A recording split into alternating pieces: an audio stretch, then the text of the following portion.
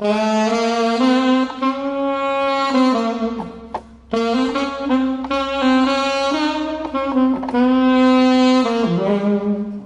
Armstrong once said, "If you have to ask what jazz is, you'll never know." I don't presume to know, and I'm sure you don't either, but all of us, I think, can feel it.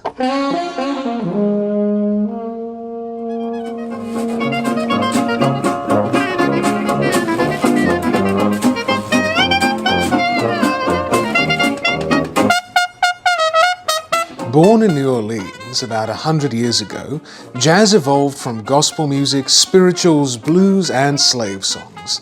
In those times, New Orleans was a port city and a melting pot of diverse cultures.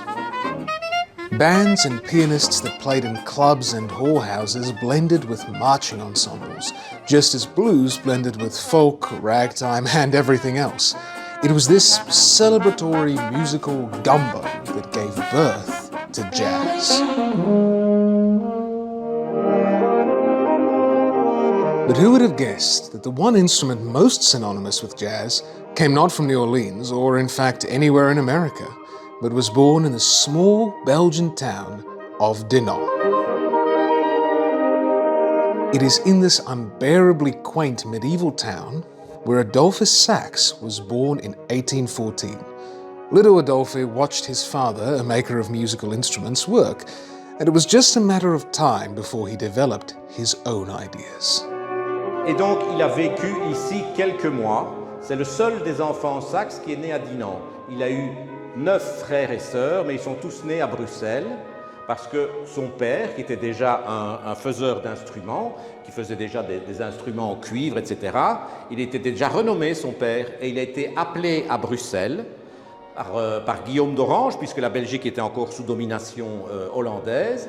Et donc, le petit Adolphe Sax a suivi son père et a travaillé, etc., avec son papa très tôt, parce qu'il était très doué. Il avait ce qu'on appelle l'oreille impeccable, l'oreille musicale, l'oreille totale.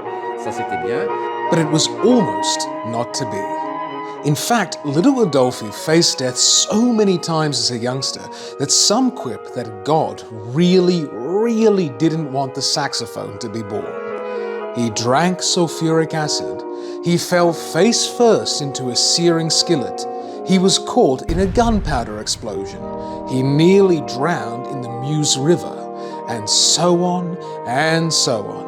But miraculously, little Adolphe did grow up and made his way to Paris with just 30 francs in his pocket. It was here that he began to work on an instrument that would combine the subtle beauty of woodwinds with the flexibility of strings. That was the start of the saxophone. Where brass instruments use a metal cup-style mouthpiece, a saxophone generates sound by vibrating a reed that is attached to the mouthpiece, just like a woodwind, which it is.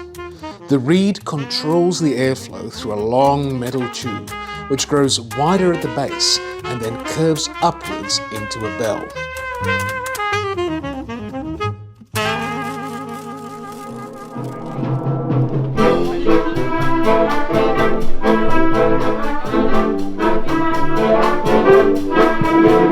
Adolphe Sax's legacy lives on in Dinant, loud and clear. Every Sunday, every public holiday, and frankly whenever they want, the people of the town fill the streets with the sounds of Adolphe's instrument. Brass bands play classical and jazz and everything in between, and saxophone sculptures line the streets as every corner of every alley in every block of the town rings out with the sounds of Adolphe Sax's invention. Well, Dinant and Adolphe Sax is a long love story. We have today an orchestra playing with many saxophones. Citizens of Dinant can't miss that they are in the city of Adolphe Sax. You can see in Dinant there are many saxophone sculptures. You have the giant saxophones on the bridge and all around the city, but also many events. We have a very important international saxophone competition which takes place every 4 years, and candidates from around the world come to perform in the city of Adolphe Sax. we have many concerts, and now the city speaks for itself and is famous for the saxophones.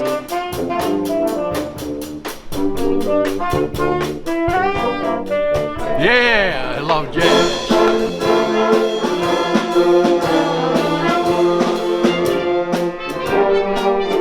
They all love music and they all come together to play. And we play like what we call in lichte muziek, the pop and the jazz music.